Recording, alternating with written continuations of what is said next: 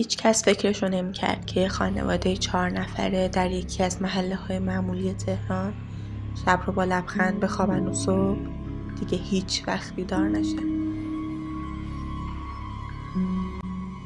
محله نامجو، جایی که همیشه پر از زندگی بود، حالا با صدای آمبولانس و پلیس از خواب پرید.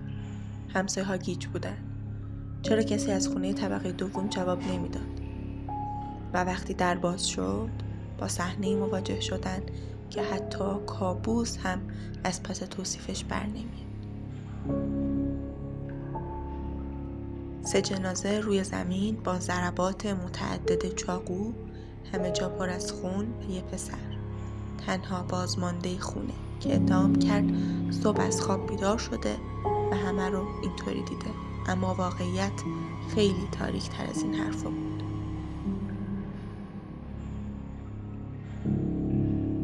خانواده الف یه خانواده معمولی 4 نفره بودن. پدر مردی 50 ساله بازنشسته آموزش و پرورش، مادر خانه‌دار معروف به خوشرفتاری و مهمون نوازی، دختر خانواده 17 ساله دانش آموز سال آخر دبیرستان، ساکت و باهوش، و پسر 22 ساله دانشجوی انصرافی، کم حرف، درونگرا و کمی عجیب. همسایه‌ها میگفتن صدای دعوای گاه و بیگاه از خونشون شنیده میشد، ولی نه اونقدر که عجیب به نظر بیاد. اما یه چیز توی رفتار پسر خانواده شهاب توجه همه رو جلب کرده بود. همسایه‌ها نقل میکنن چند روز قبل از حادثه دیدنش که توی راه پله زیر لب با خودش حرف میزنه، میخنده، بدیهو اخم میکنه. یه بارم ازش پرسیدن حالت خوبه؟ فقط نگاه کرد. بدون هیچ حرفی رفته. شهاب از دانشگاه انصراف داده بود.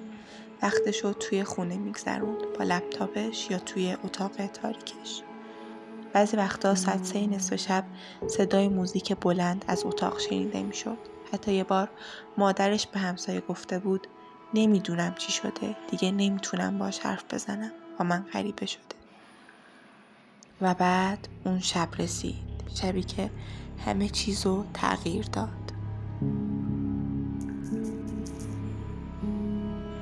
شب حادثه ظاهراً همه چیز مثل همیشه بود. ساعت حدود 10 شب پدر خانواده تلویزیون رو خاموش میکنه و میره میخوابه. مادر بعد از مرتب کردن آشپزخونه به دخترش شب بخیر میگه و وارد اتاق میشه. دختر هم توی اتاق خودش چراغو خاموش میکنه و میخوابه. اما شهاب هنوز بیدار بود، با چشمانی باز و یه فکر تاریک توی سرش. شهاب بعداً در بازجویی میگه صدای توی سرم میگفت که همشون دشمنن، اونا منو نمیخوان، باید از شرشون خلاص شم.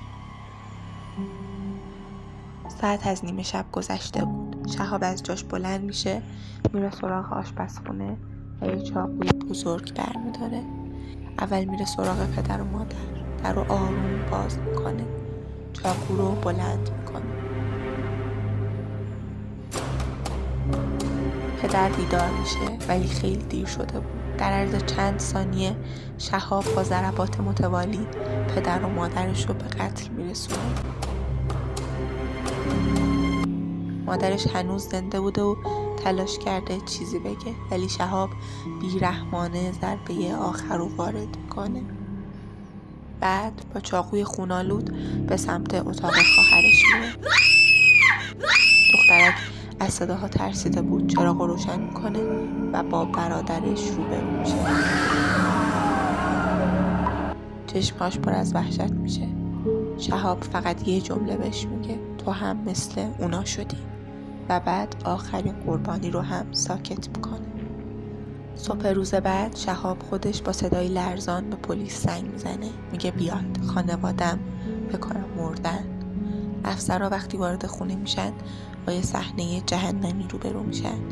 جسد پدر و مادر روی تخت و جسد دختر در اتاق خودش، هر سه با ضربات متعدد چاقو، و شهاب نشسته روی زمین با صورت بی احساس، نه فریاد میزنه نه گریه میکنه، فقط میپرسه حالا دیگه آروم میشه؟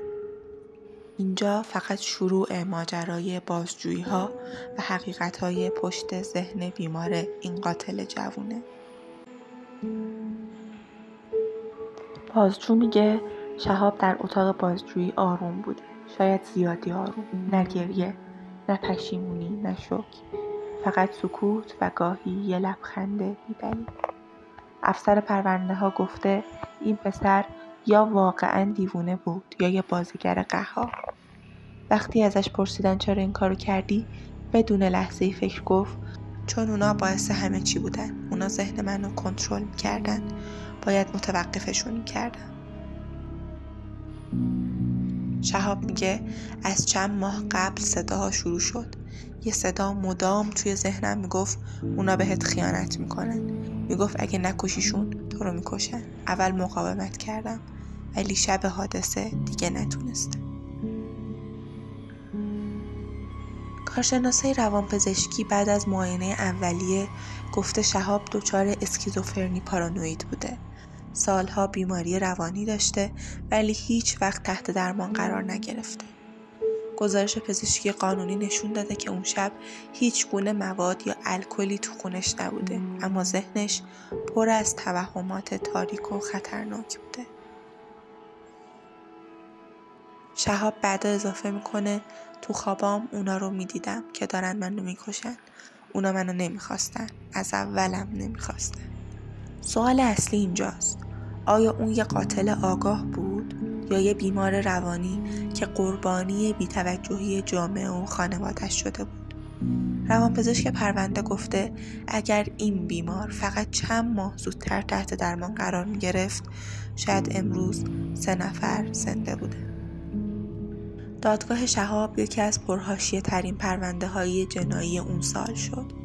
رسانه‌ها، روانشناسا و حتی مردم عادی دو دسته شده بودن. یه عده میگفتن شهاب یه قاتله و باید اشد مجازات براش اجرا بشه و یه عده دیگه معتقد بودن که اون یه بیمار روانیه. خانواده و جامعه باید زودتر کمکش میکردن. در طول دادگاه دفاعیات وکیل شهاب بارها روی بیماری روانی اون تاکید داشت، اما خانواده مادر خواهان قصاص بودند. گریه‌ها، فریادها و تنش دادگاه همگی تبدیل به صحنه‌ای تلخ از زندگی از دست رفته شده بود. در نهایت حکم دادگاه صادر شد. شهاب به دلیل جنون از مجازات قصاص معاف و به بیمارستان روانی با مراقبت ویژه منتقل میشه. شهاب حالا توی مرکز روانی بستریه، نه زندانه، نه آزادی. یه سلول بی صدا با دیوارهای سفید و صداهایی که هنوز دست از سرش بر نداشتن.